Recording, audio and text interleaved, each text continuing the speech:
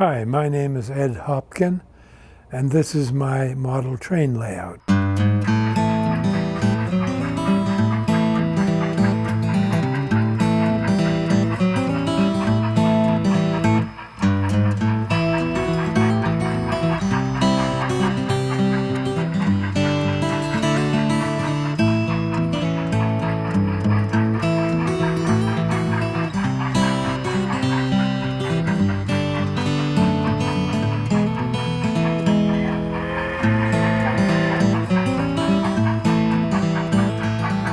The layout fills the entire basement, has a main line of about 680 feet.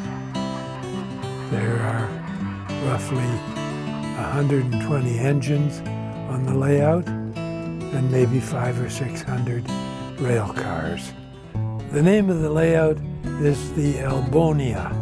In the comic strip Dilbert, there was a place where people had to go that was remote and unpleasant, and it was called Elbonia. The guys with the big, tall, bearskin hats lived there in mud up to their ears. We don't have any mud here. We don't sell mud, move mud, or do anything with mud except maybe clean it off the floor now and then.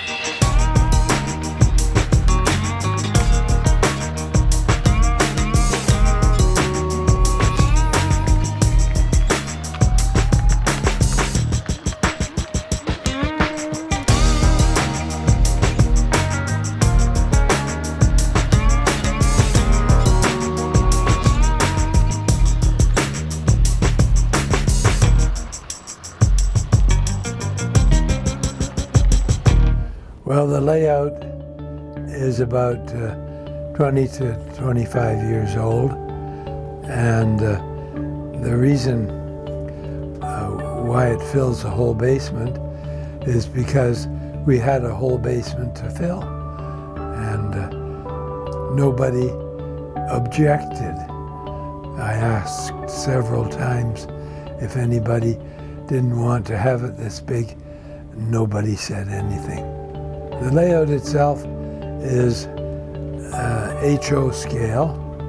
It fills the 3 rooms, 4 rooms actually, if you include the furnace room.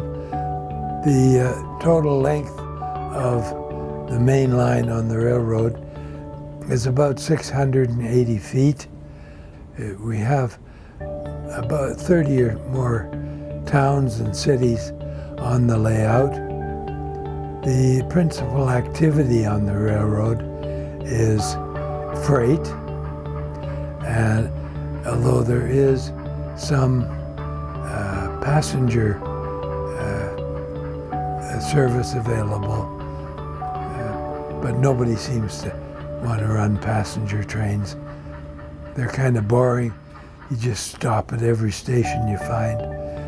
Where the freight, we have cards for picking up and dropping off various freight cars at the various cities and towns. Yeah, just tell us about a little bit about the Tuesday nights, Ed. What goes on there? We have a group of people that come here that varies up to 6 or 8 people, and we meet on Tuesday night to drive trains. We also meet on Sunday morning to install brains in the trains or other repair work on engines or cars. The layout is a DCC layout, so each engine has a computer chip in it, and we talk to the computer chip separately through various control systems. Oh, there it is. Norm, I'm right in the middle of making a moving picture, and I didn't even put any makeup on. So Just gorgeous all the time, eh? you're more full of shit than the guy that's here shooting the fucking movie. Yes. Yeah, I'm fairly round. Yes, of course. Oh, okay. Sure, come on by. Okay, half an hour or so. Half an hour? Okay. See you then. What are you most proud of on the layout, Ed? What comes to mind? The thing about model railroading is there are so many different facets to the hobby. Building buildings, the railroad itself, all of the electrical work that is necessary, and particularly on DCC, the electrical work is a bit of a challenge, particularly when you are installing the brains or the decoders in the trains. I found the scenery kind of interesting. It's kind of like painting a picture.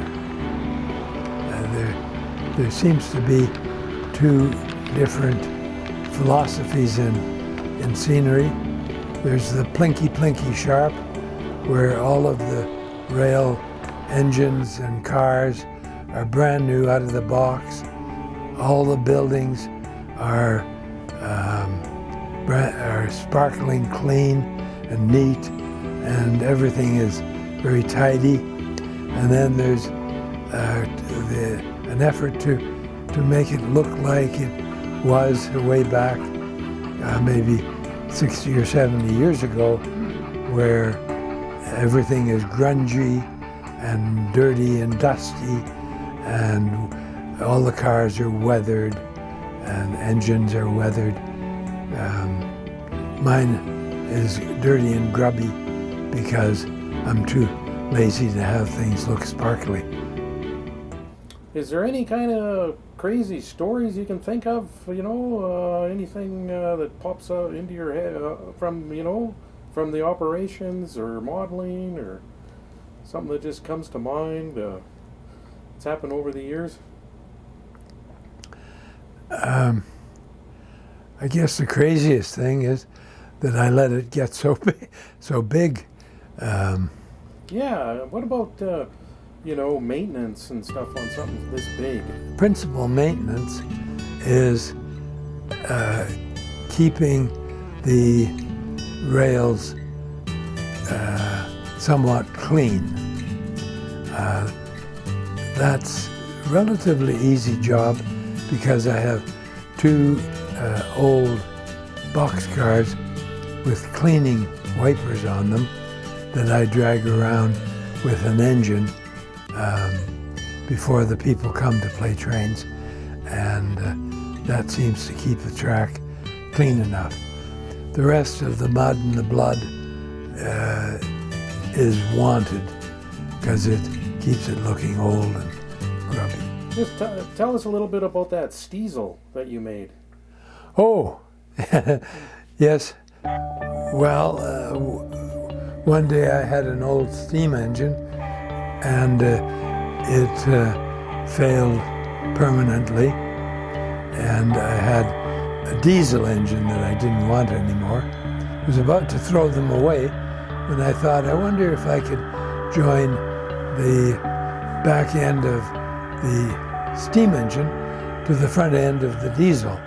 And so it got called the Stiesel, and it has sound in it with both steam and diesel.